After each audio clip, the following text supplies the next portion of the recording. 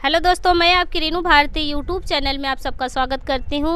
और आज हम लोग एक छोटा सा नाच चुटकुला गीत गाने जा रहे हैं। और हमारे सपोर्ट में है कविता भाभी राजा ब्लॉगर, जिनके चैनल का नाम है, और दूसरी है आरती सिस्टर जो अतरौलिया से आई हैं, इनके चैनल का नाम है आजमगढ़िया भौजी JK। तो प्लीज़ आप लोग जैसे हमारा सपोर्ट कर रहे हैं, अपनी बहन रीनू भारती का सपोर्ट कर रहे हैं, उसी तरह से आप इन लोगों का भी सपोर्ट करिए और ज़्यादा से ज़्यादा आगे बढ़ाइए और सुनिए और लाइक कमेंट ज़रूर करिए गाना सुन करके।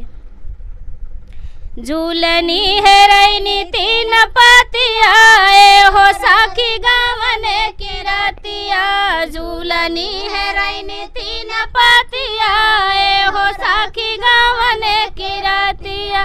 सासू मोरी खोजनी ससुर खोजवन, सासू मोरी खोजनी ससुर खोजवन।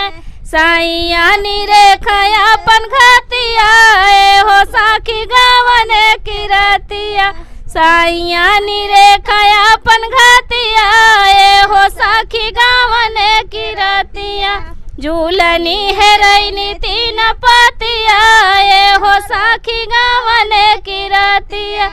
मसरू मोर खोजना जेठानी खोजवावनी, जेठ मोर खोजना जेठानी खोजवावनी। साइया निरेखया अपन घतिया हो साखी गावने की रतिया। साइया निरेखया अपन घतिया हो साखी गावने की रतिया। झूलनी है रैनी तीन पतिया हो साखी गावने की रतिया। झूलनी है रैनी तीन पतिया हो साखी गावने की रतिया। देवर मोर खोजना देवरानी खोजवावली, देवर मोर खोजना देवरानी खोजवावनी। साइया निरेखया अपन घतिया हो साखी गावने की रतिया।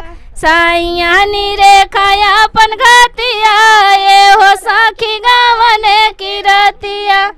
तो हमारा नाच चुटकुला गीत कैसा लगा आप लोग कमेंट बॉक्स में ज़रूर बताएं और ज़्यादा से ज़्यादा अपना प्यार दुलार दीजिए।